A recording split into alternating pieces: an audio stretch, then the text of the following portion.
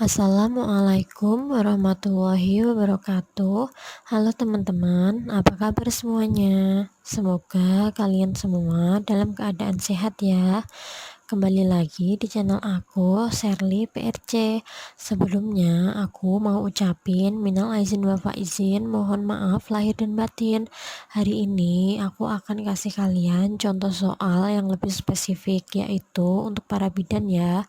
Tema kali ini tentang kesehatan reproduksi. Jangan lupa untuk selalu dukung aku ya teman-teman, dengan cara like, subscribe, dan share. Oke, aku tunggu.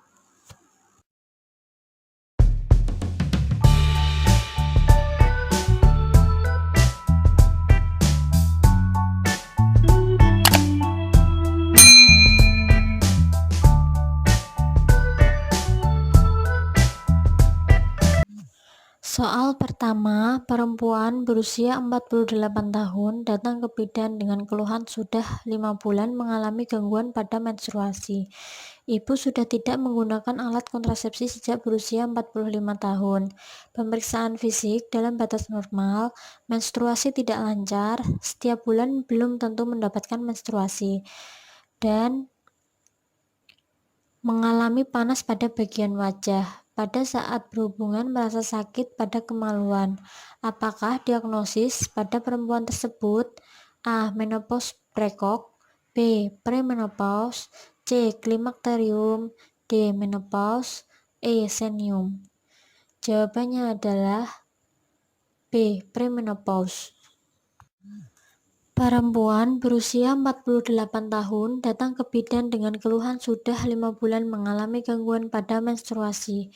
Ibu sudah tidak menggunakan alat kontrasepsi sejak berusia 45 tahun. Pemeriksaan fisik dalam batas normal, menstruasi tidak lancar. Setiap bulan belum tentu mendapatkan menstruasi dan mengalami panas pada bagian wajah.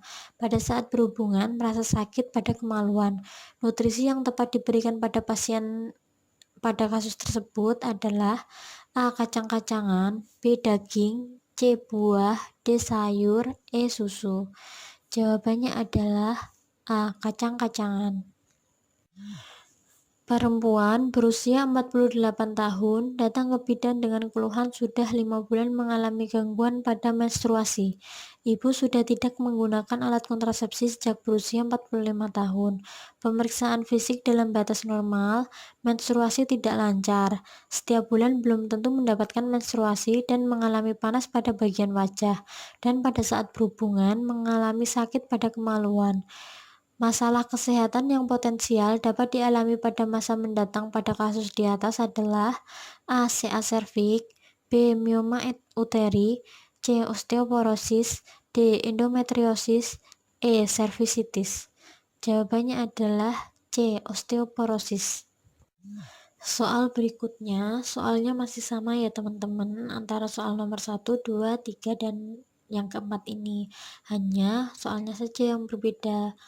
Kalau di sini yang ditanyakan adalah perubahan organ alat reproduksi pada pasien di atas yang memungkinkan terjadi adalah A. Uterus membesar, B. Serviks membuka, C. Vagina mengering, D. Tuba memanjang, E. Payudara membesar. Jawabannya adalah C. Vagina mengering.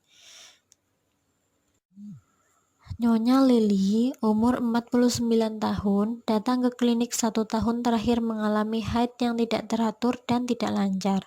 Ditemukan data bahwa sekarang sedang menstruasi hari keempat. Darah keluar banyak sekali, sering pusing, dan sangat khawatir dengan kondisinya. Banyak keluar keringat, sering mengeluh berdebar-debar, muka tampak cemas. Langkah awal yang harus dilakukan oleh bidan adalah A. Memberikan konseling, B. Memberikan terapi antibiotik, C. Melakukan tindakan inspekulo, D. Merujuk ke rumah sakit, E. Memberikan terapi vitamin. Jawabannya adalah A. Memberikan konseling. Soalnya masih sama ya teman-teman, sama pertanyaan yang di atas.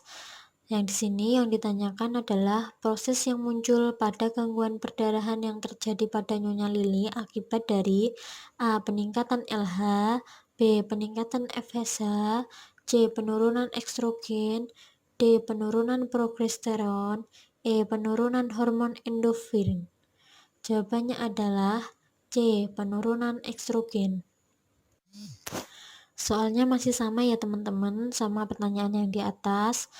Yang di sini yang ditanyakan adalah proses yang muncul pada gangguan perdarahan yang terjadi pada Nyonya Lili akibat dari A. Peningkatan LH, B. Peningkatan FSH, C. Penurunan estrogen, D. Penurunan progesteron, Penurunan hormon endorfin.